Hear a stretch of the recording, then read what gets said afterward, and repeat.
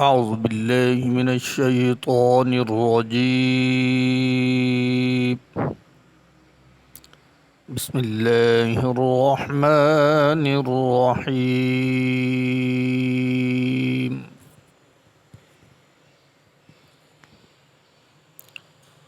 مثل الذين ينفقون أموالهم في سبيل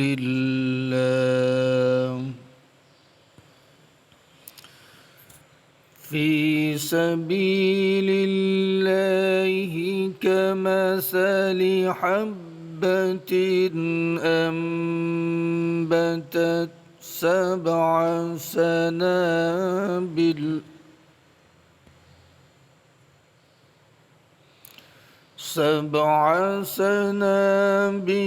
في كل سنبلة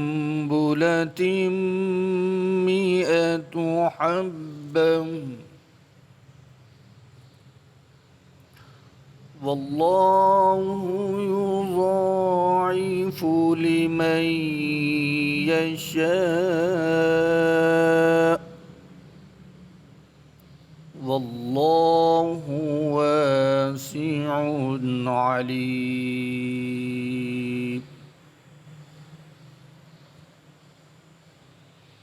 الذين ينفقون أموالهم في سبيل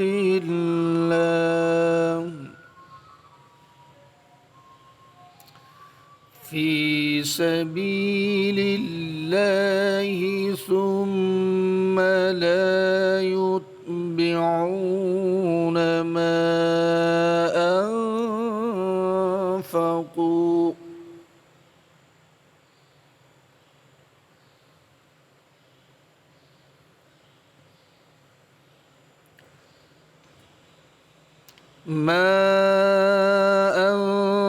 أنفقوا منا ولا أذى لهم أجرهم عند ربهم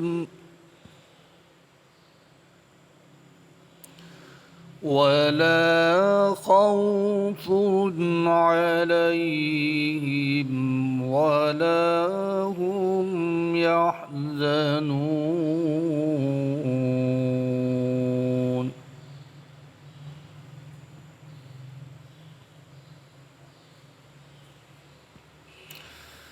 قول معروف ومغفرة خير من صدقة